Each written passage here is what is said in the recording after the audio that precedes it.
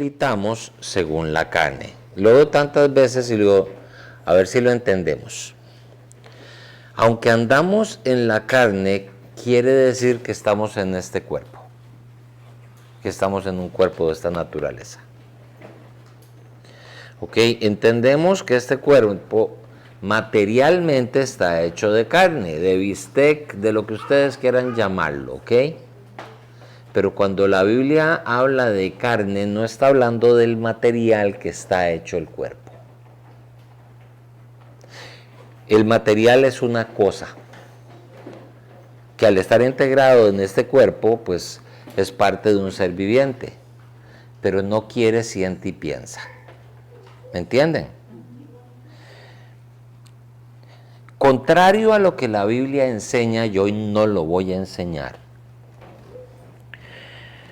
Se enseña que yo con el alma quiero, siento y pienso y punto y se acabó.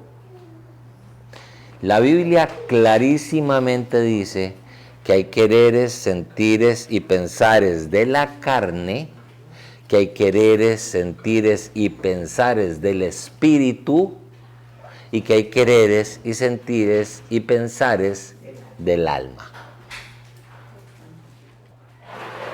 Estas cosas son muy importantes. No tienen una idea de cuán importantes son. Cuando no las entiendo, no entiendo la escritura. Y le doy una connotación a muchísimos temas importantísimos de las escrituras y no los entiendo. Y aquí hay temas que son vitales. Mucha gente sabe Biblia. Muy poca gente sabe palabra de Dios. La gente me dice, no, pero la Biblia es la palabra de Dios. A ver, sí, mi Biblia la está usando mi hija porque está haciendo ahí pero si tuviera aquí el libro, yo les digo, esta es la palabra de Dios. Sí, no. Sí, no.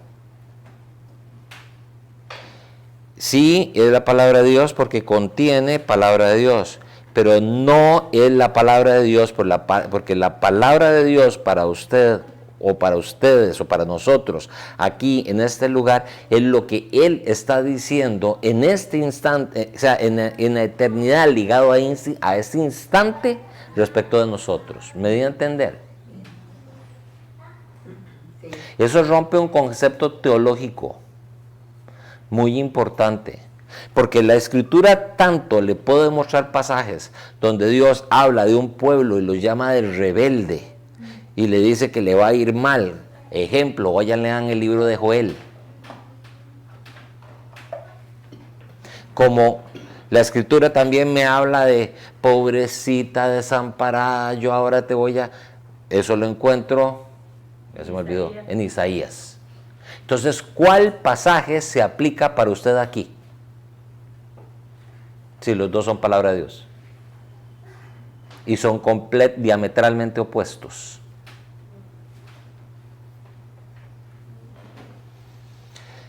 Usted puede tener toda la Biblia memorizada, haber hecho 50,000 estudios, tener 100 títulos.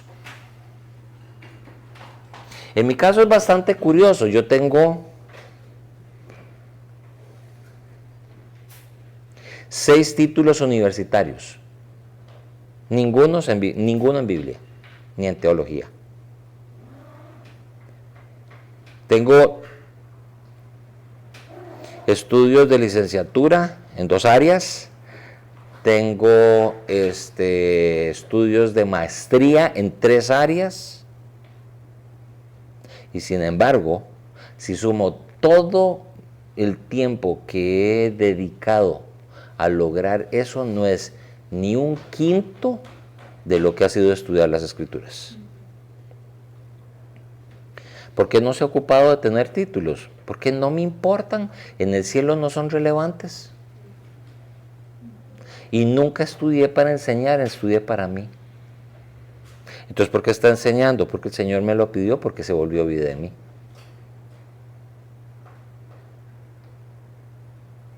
Vea, conozco gentes con títulos de teología y la Biblia no es viva para ellos. Es más, he ministrado a personas con títulos de teología y ministro a un ateo, y al ateo le sucede un milagro y al teólogo no le pasa nada. Porque su doctrina impide que la palabra viva opere en él o en ella. La letra efectivamente mata.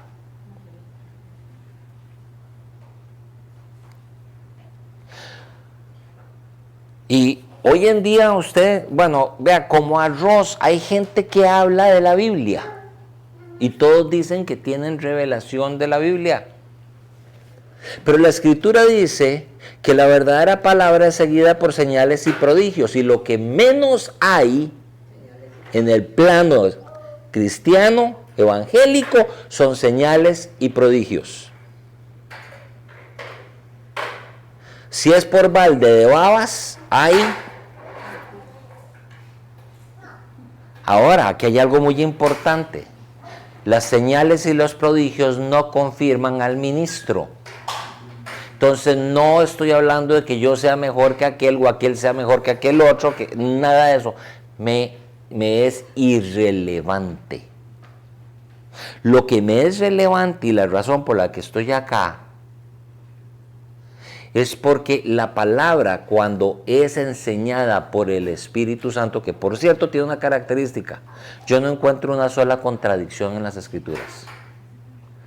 Y usted me puede poner con cualquier pasaje que alguien los haya agarrado alguna vez en la vida para ponerlos como en contradicción, y yo se lo explico fácil.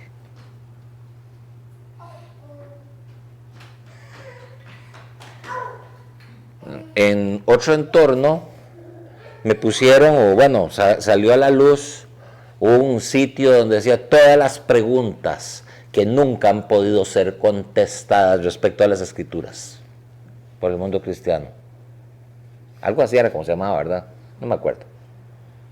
Entiendan, no estoy rajando de mí, rajo de aquel que me enseña y que es mi Señor. Hasta en esto yo les voy a decir, cuando digo de esta manera, inmediatamente piensan en Jesús, y ciertamente Jesús es Señor y está en un trono, pero Él mandó a su Espíritu, y si le permitimos al Espíritu ser Señor en nosotros, nos puede enseñar, y del que estaba hablando en este momento era del Espíritu Santo. Porque la Escritura dice, lo digo primero como lo traducen y luego como está escrito, donde está el Espíritu del Señor, ahí hay libertad. ¿Lo han escuchado? Eso no es lo que está escrito. Lo que está escrito es en el lugar donde el Espíritu del Señor, el lugar donde el Espíritu sea Señor, ahí hay libertad. Lo cual me lleva a este pasaje. 2 Corintios 10, verso 3. Pues aunque andamos en la carne, y aquí tengo una bronca, la carne es contra el Espíritu y el Espíritu es contra la carne, y la carne nunca se va a sujetar a los designios del Espíritu, nunca, ni va a heredar el reino de los cielos. Alguien una vez llega y me pregunta, ¿y qué pasa con las personas que se murieron y las quemaron? ¿No van a poder echar en el cielo? Le digo, es absolutamente irrelevante. El cuerpo no va a entrar al cielo nunca. El cuerpo físico, si quiero que lo queman, es irrelevante. Ni carne ni sangre heredarán el reino de los cielos. Pero bueno, dice, pues aunque andamos en la carne, que nuevamente lo que quiere... 3. Aunque andamos en la carne, no militamos según la carne. ¿Qué quiere decir eso?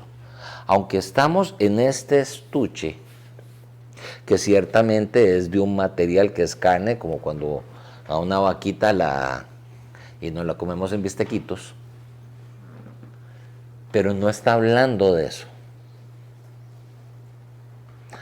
Ok, bueno, vamos a ver si dice, no milita, aunque andamos en la carne, aunque estamos en este estuche, estuche, no militamos, o sea, no operamos, no ejercemos lo nuestro según la carne. ¿Qué quiere decir eso? Yo tengo, la Biblia me dice, como ya lo dije, que tengo carne. En realidad Dios me hizo con cuerpo, pero Satanás, cuando Adán y Eva cayeron, la naturaleza del ser que Dios creó fue transformada. Cuando enseñan que luego de la caída de Adán, el Señor vino y le dijo que qué había hecho, que para empezar, cuando Dios pregunta algo, no está tratando de averiguar nada, Él todo lo sabe. Pero le empieza a decir, ahora que la mujer va a dar a luz con dolor, que ahora a partir de este momento, la tierra lo que le va a producir son espinos y abrojos, que ahora va a tener que ganar su sustento con el sudor de su frente.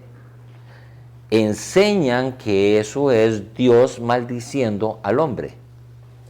Y eso es absolutamente irracional. Ni es bíblico, ni calza, porque para empezar entonces Dios tendría que tener sombra de variación. Porque entonces lo agarró y lo maldijo y después va a mandar a su hijo. De tal manera amó Dios al mundo que maldijo a todos los malditos y que se vayan a podrir al infierno. Eso es lo que está escrito, ¿verdad? ¿No? Dice, de tal manera amó Dios al mundo que envió a su Hijo unigénito para que todo aquel que en él cree no se pierda, mas tenga vida eterna. Entonces, ¿cómo es que primero lo maldice y después manda al Hijo a sacarlo de la maldición? ¿No creen que si lo maldice y ahora tiene que mandar al Hijo, lo que está metiendo al Hijo en una soberana bronca? Pero eso es lo que enseñan. Yo antes lo entendía así, pero me di cuenta que no es así. Correcto. Lo que está haciendo Dios es informándole a Adán en la clase de bronca que se metió solo. Las consecuencias del pecado. Usted no se da cuenta de lo que acaba de hacer. Le está informando, no lo está maldiciendo. Pero qué desgracia la herencia de Adán. Porque nacemos en un cuerpo que ahora no solo tiene un material que se llama carne, sino que tiene una entidad que se llama carne. Cuando digo entidad, es un ser que quiere, piensa, quiere, siente y piensa. No para hoy, pero si usted quiere, usted lo puede encontrar esto mismo en Romanos capítulo 7, donde empieza a hablar el pecado que mora en mí. Donde a pesar de que conforme voy avanzando, porque es una descripción gradual, conforme va avanzando, la persona va queriendo más las cosas de Dios y quiere meterse más en las cosas de Dios y quiere comprender más las cosas de Dios y quiere vivir ahora con su mente, ama esto, pero con su cuerpo hace esto. ¿Me entienden? Son dos cosas diferentes. Y no recuerdo ahora la palabra en español como está escrito, pero es algo así como desgraciado, desafortunado, miserable de mí. ¿Quién me librará de este cuerpo de muerte? En otras palabras, esto me impulsa a ser un bicharraco. Y la consecuencia de ser bicharraco es muy fúchala. ¿Estamos entendidos? Hasta ahí, ¿cómo vamos? Estoy tratando de que, o sea, porque la gente no entiende que, o sea, creen que yo lo que tengo que hacer es decir que Jesús es el Señor y portarme bonito y voy a ir al cielo. Y eso no dice la Biblia. Jesús nunca enseñó eso. Jesús enseñó algo completamente diferente. Y pueden decir, este señor está loco. Le digo, bueno, pero entonces, ¿qué les parece si nos apegamos a las Escrituras? Y vamos a ir caminando en esto. Es muy interesante cuando yo voy a Romanos capítulo 6, y ya empecé a viajar por toda la Escritura, donde dice que ¿Cómo el que ya está muerto al pecado va a estar sometido al pecado? ¿Mm? Porque estamos muertos juntamente con el Cristo, dice, el ungido. Y si quiere ustedes lo pueden apuntar y lo van a leer y lo van a encontrar. Ahí está, Romanos capítulo 6. Y luego, pero aquí tengo un problema particular. Una vez más, habla de Jesús como el ungido. Y la gente no entiende que cuando Jesús, ungido es una persona que tiene un objetivo que debe de cumplir. La unción es un simbolismo que asegura, primero que nada, objetivo, segundo de ello, poder, y tercero de ello, respaldo. Son las tres condiciones fundamentales para ser ungido. ¿Ok? Realmente echar aceite, muchos entornos se ve casi que como mágico, y era simplemente un simbolismo de los tres elementos que se estaban estableciendo. En hebreo, eso es Mesías, y el ungido es Mashiach. En griego se dice Christos, y lo tradujeron Cristo. ¿Y por qué Pitos, Christos, no lo convirtieron en ungido? Y pusieron, en vez de poner Jesús el ungido, pusieron Jesucristo. Les voy a dar una respuesta muy bíblica. Sepa Judas. Porque no hay ninguna buena razón. Uy, se murió y no lo dijo. ¿Ah? Se murió y no lo dijo. Sí, no lo dijo. Seguro lo sabía, no sé. Pero sepa Judas. Porque no hay ninguna buena razón y convertimos esa palabra en algo como mágico, sin entender que es una descripción de que un individuo tiene una misión, o sea, un objetivo, tiene un respaldo y tiene un poder. Jesús vino con un objetivo, con un respaldo y con un poder. En la cruz lo cumplió y dijo, consumado es. Entonces, ¿por qué razón ahora, después de que pasó todo eso, siguen hablando de Jesús como el ungido? Respuesta fácil. Porque en realidad, si ya cumplió su misión, se acabó la unción. Así es como funciona. ¿Lo comprenden? Entonces, ¿por qué ahora está ungido? Porque, y estoy, creo que voy a tener que terminar. No lo voy a decir ahora porque no me voy a comprometer en esto. Pero en el libro de los Hebreos me es muy claro que cuando Él viene delante del Padre, Él es ungido de nuevo ahora en un trono. El trono de gracia, para impartir gracia, que es la gracia que nos transforma, y según Efesios capítulo 2, es el único elemento que nos llega a salvar. Como no era portarme bien lo que me hacía que me salvara, no era portarse bien. No estoy diciendo que entonces qué importa y entonces vivamos la vida loca. Es como que yo era gato y me convirtieron en perro, ahora voy a ladrar. Porque si esa es mi naturaleza, es inconcebible que yo no actúe conforme a aquello. Por eso cuando yo leo Romanos capítulo 6 y me dice que si yo morí juntamente con Cristo, con el ungido, ¿y qué quiere decir eso?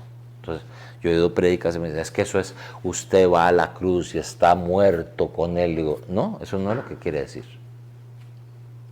Jesús está sentado ahora en un trono y yo tengo que llegar a donde Él emana gracia. Dentro de su gracia está su naturaleza. Si yo paso mucho tiempo en su presencia y con mucha frecuencia, eso lo encuentro en Romanos 5 cuando se traduce de verdad y no lo que pusieron ahí.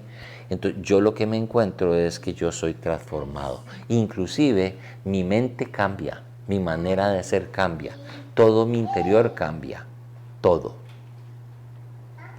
No, yo no me salvo por ser bueno o ser malo. Yo me salvo por venir al que es bueno y que es el que me justifica, que va más allá de simplemente quitar mi pecado, me quita mi naturaleza pecadora. Entonces usted dice que usted no peca. Le digo, eso sería yo rajando de mi habilidad para ser un santo. Y eso es estúpido. yo rajo de la habilidad de Él para santificar a su pueblo, que es totalmente consentido. Entonces cuando yo veo Romanos capítulo 6, me dice que si yo he ido delante de su presencia, yo morí. Unido a Él, paso tiempo con Él en adoración. Si yo vivo todo el tiempo metiéndome con Él, y esto rompe otro concepto, porque alguien me decía, me parece muy bien, hermano. Uno tiene que tener sus tiempos de adoración para estar aparte con el Señor. Le digo, no. Le reconozco que no es malo, pero si usted le entregó la vida, eso es 24/7. Entregar la vida no es de que en la mañana le doy 10 minutos y al final del día le doy otros 8 minutos y ahí se me olvidó. Eso no es entregar la vida. Eso no sirve para nada. Aquí mismo lo hemos hecho, y no solo con uno y con varias personas. O sea, he empezado la reunión de una manera diferente, se manifiesta el Señor y una gran cantidad de buenos cristianos no logran conectarse con Dios. Eso tiene una implicación muy seria. Vivir como un buen cristiano no me tiene conectado con Dios. Porque ser buen cristiano en esta cultura no se parece absolutamente nada a lo que la Biblia dice. Entonces, Señor, no sé si siquiera voy a llegar a esto, pero bueno. Dice, pues aunque andamos en la carne, o sea, aunque estoy en este estuche, no militamos, no operamos conforme a este estuche. Ahora, dígame una cosa, de 24 horas en un día, ¿cuántas horas usted está dentro de su cuerpo? ¿Alguien quiere decirme? Las 24 horas. Las 24 horas. Entonces se supone, entonces me dicen, pero hermano, es que somos carnales. Es que, hermano, es que uno es humano, ¿verdad?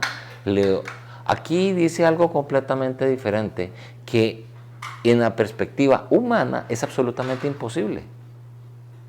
Y aquí está diciendo algo que no se adapta con la cultura cristiana ni con todo lo que se puede estudiar, porque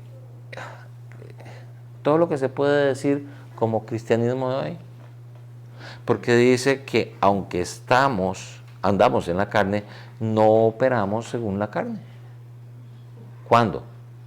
De cada hora, 60 minutos no deberíamos de operar en la carne. Y si un minuto operamos en la carne, esa es la hora de las tortas. Entonces, Señor, ven y defiéndeme, porque yo tengo la razón, me peleé con Alejandra. La Escritura, el Señor lo que me dice es que yo me arregle con Alejandra. Y el típico cristiano lo que hace es decirle a Dios, vaya y le pega a ella, porque yo tengo la razón. Póngame a mí en alto por encima de ella. Y la Escritura dice que el que sea más grande va a servir al otro. Y yo lo que estoy pidiendo es que a mí me pongan por encima y que el otro me sirva a mí. ¿Y creen que eso es cristianismo? ¿En qué se parece eso a Jesús? ¿En nada? ¿O cómo fue en la última cena? Jesús trajo a todos los discípulos para que le lavaran los pies a él.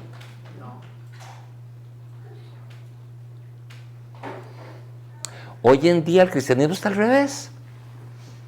Los que se supone que son más grandes están para que los sirvan a ellos.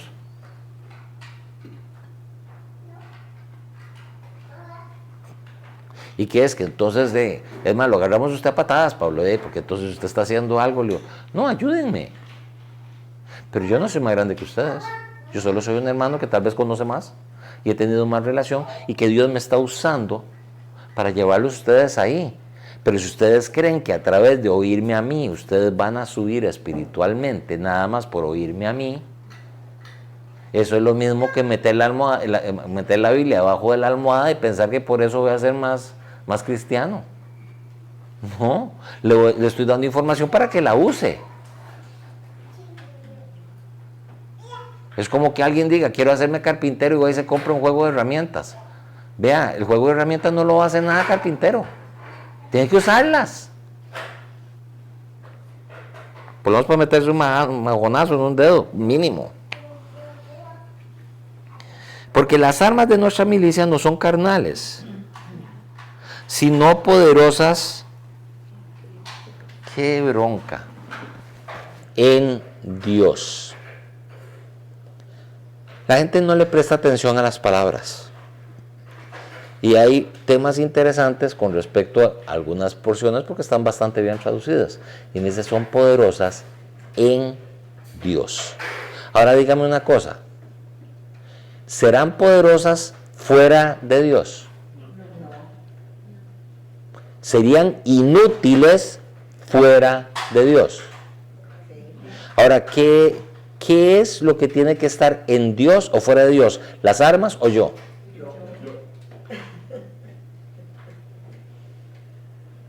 Y hace un ratito les dije que la cultura cristiana no pasa en él.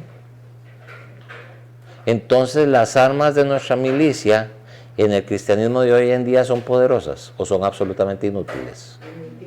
¿Quién las inutilizó? Ajá. Entonces pasan peleando con Satanás, que ya fue derrotado. Tienen guerra espiritual sobre algo que ya Jesús salió completamente victorioso y que nos hizo más que qué? ¿Más que qué? Entonces, ay, hermano, es que estamos aquí en la batalla. Le digo, no es que usted era más que vencedor. Es más, no era vencedor. Todo lo de Jesús fue puro chiste, fue pamplinas, fue una estafa. ¿Y eso es lo que creen? Les contaba que hace unos días, no sé ni a quién le decía, tuve una vez un conflicto con un pastor. Porque dijo algo, le digo, eso no es bíblico. Y le digo un pasaje bíblico que totalmente le refutaba. Pero no lo hice con intención de humillarlo, lo hice con intención de, vea, o sea, si usted le quiere llevar la contra a Jesús, creo que le va a ir mal y yo no quiero que le vaya mal. ¿Cuál fue su reacción? Enojarse. Y me tiró la Biblia en la cara. Porque si no está en Él y no camina en Él, no es nada poderoso. Entonces, él me decía, es que usted me hablaba de cuán maravilloso es ser pastor. Le digo, qué curioso. Nuestro maestro, más bien lo que me enseña en Lucas capítulo 6 es que no me ande llamando, no ande buscando que me llamen rabí, ni que me pongan en alto. Entonces, es que usted no ha pasado 3 horas echando fuera un demonio. Sí, esa fue la... Y la respuesta mía es, tiene usted toda la razón. Qué vacilada le pegó el demonio. Tiene toda la razón. Yo nunca he pasado 3 horas echando fuera un demonio. Ve, le digo, es que el demonio se va en 1 minuto. Muy sencillo. Si usted tiene autoridad y tiene poder, no hace falta gritar ni hace falta tiempo. Y si usted no tiene autoridad y no tiene poder, le podemos dar 6 semanas y no lo resuelve. Así fue Jesús. Y entonces el Señor pasó 16 horas echando fuego. Así es. Eso es lo que, ¿o no?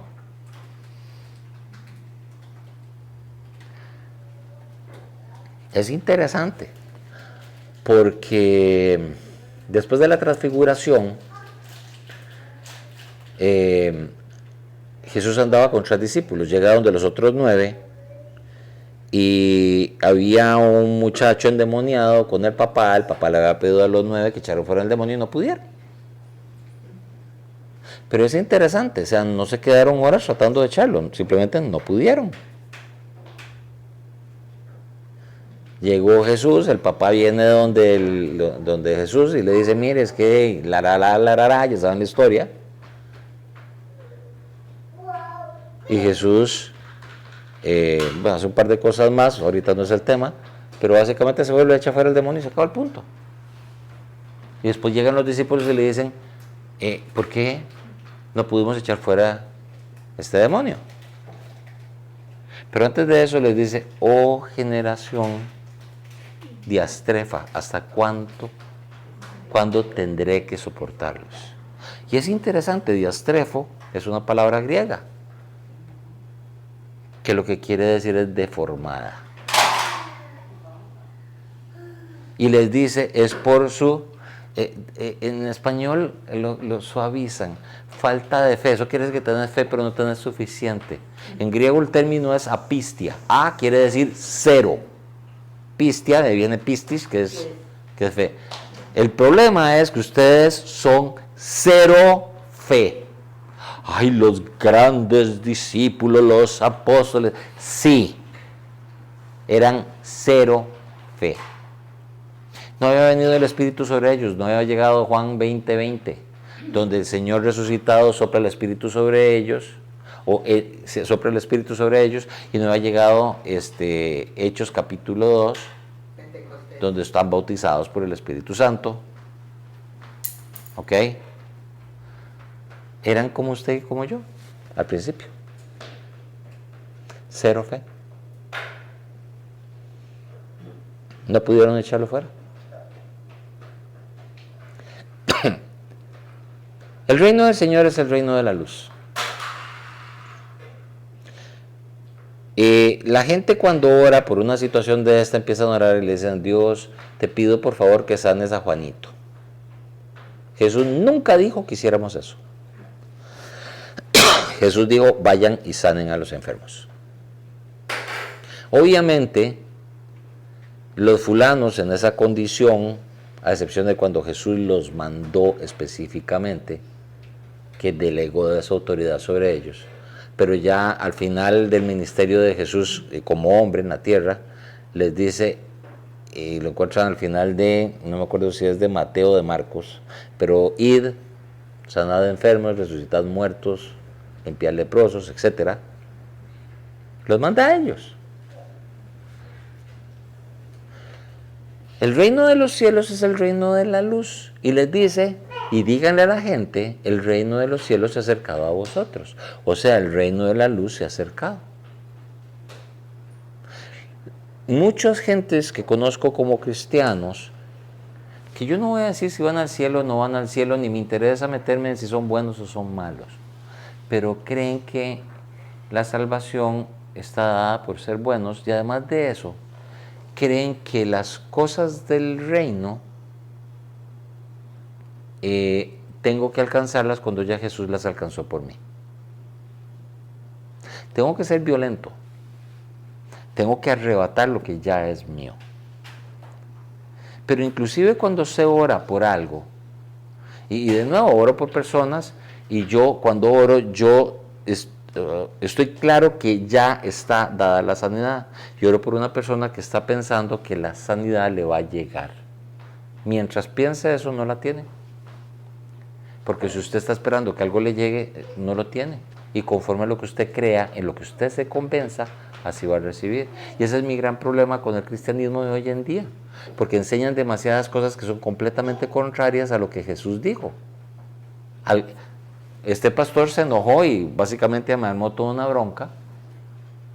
Pero la realidad es, ¿le siguen las señales y los prodigios confirmando la palabra? ¿O están tratando de justificarse por multitud? Lo segundo.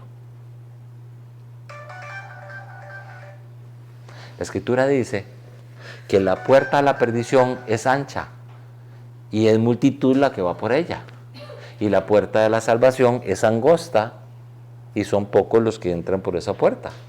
Entonces me pareciera que el tema de la multitud no es la manera de justificar si algo es la verdad o es la mentira. De nuevo, estoy diciendo que este es salvo y aquel no es salvo y que entonces este se va al infierno y el otro. No, eso no. Yo no soy encargado de nada de eso. Pero sí sé que lo que se enseña no coincide con las Escrituras. Y para empezar, en la cultura cristiana se milita conforme a la carne y no se está en Dios todo el tiempo. ¿Ustedes me oyeron orar al principio? No. Ya muchos saben por qué. ¿Qué voy a decir? Señor, venimos delante de tu presencia. ¿Qué implica eso? Que no estamos en su presencia. Pero entonces vinimos a tu presencia solo para estar en la reunión y queremos que aquí hagas señales y prodigios y milagros y todo tipo de cosas para confirmarnos a nosotros. Entonces, ¿a quién estamos tratando de exaltar? No, a mí, al hombre. Entonces yo voy a andar diciendo, Señor, yo vengo delante de tu presencia. Implica que yo no estuve en tu presencia. Dime Jehová en cuya presencia estoy. Exacto.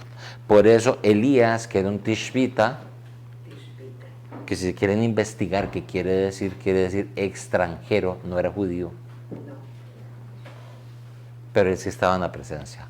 Él no era parte del pueblo de Dios, pero él sí estaba en la presencia de Dios. Interesante. Pero ese no es el tema. Sigo acá, 2 Corintios. Porque las armas de nuestra milicia no son carnales, sino poderosas. En Dios.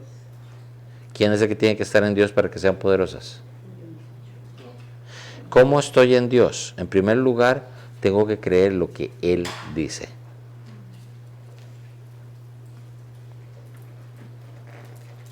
Para la destrucción, y este pasaje puedo dedicarle mucho rato, pero no lo voy a hacer. Para la destrucción de fortalezas, derribando argumentos y toda altivez que se levanta contra el conocimiento de Dios. Si profundizamos, vamos a descubrir que son los pensamientos que usted tiene adentro de usted. Cuando yo milito en Dios, lo que se destruye es todas las formas de pensar que yo tengo que no coinciden con Él. Interesante. Ah, no, pero yo soy cristiano, aleluya, yo creo en Dios. Le digo, Satanás también cree en Dios. Se lo puedo jurar. Le crea a Dios en el sentido hebreo que es, es así y voy a ser así. No. ¿Y usted?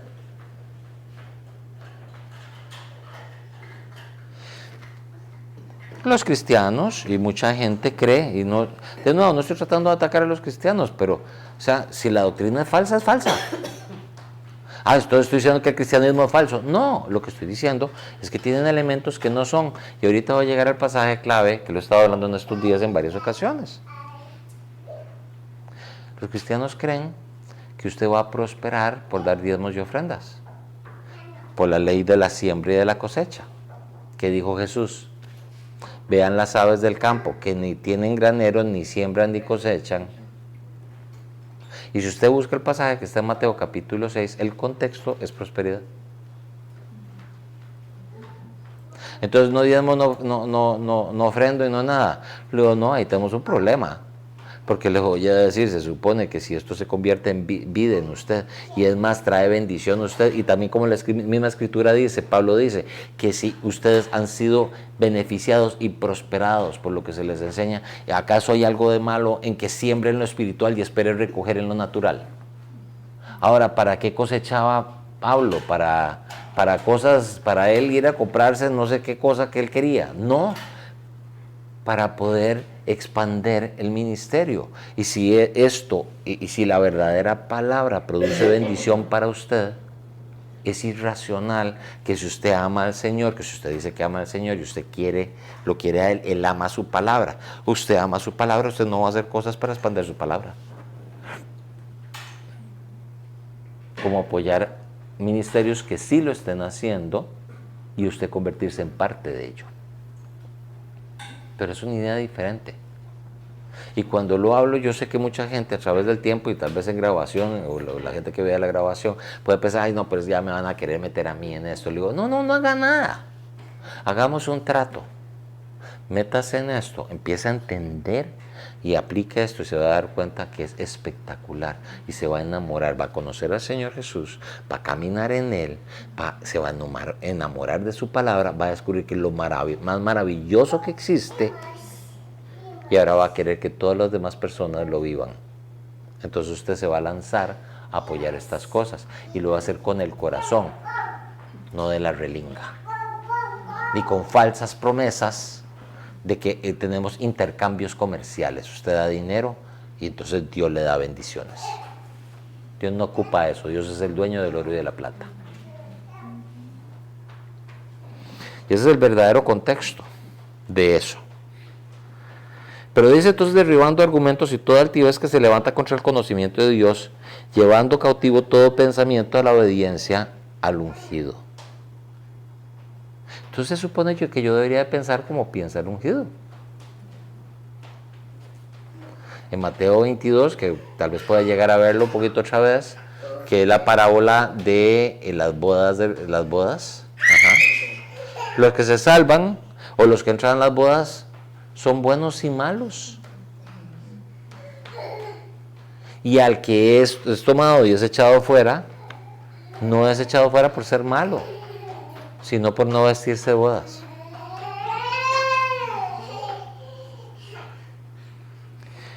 Verso 6. Y estando prontos para castigar toda desobediencia, paracoe, cuando vuestra hipocoe sea perfecta.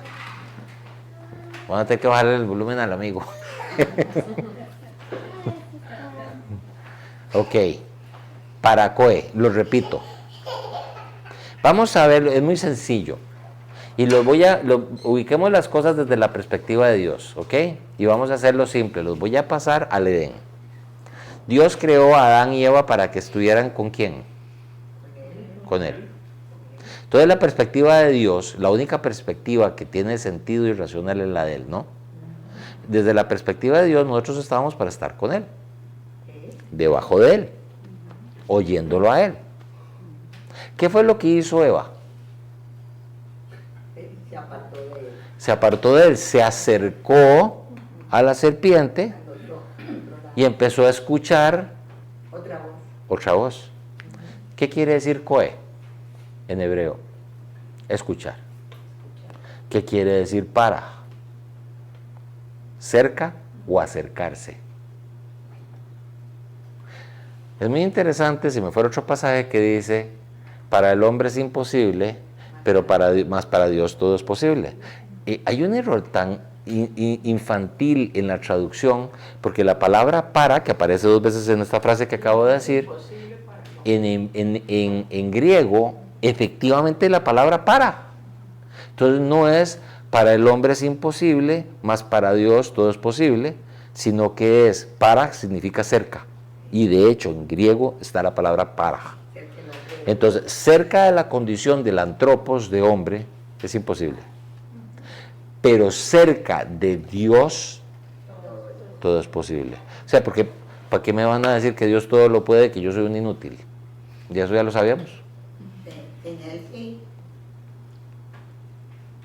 Hay una enseñanza en esto. Entonces si yo me acerco a él, ¿habrá algún otro pasaje que dice eso? Sí, Juan capítulo 15.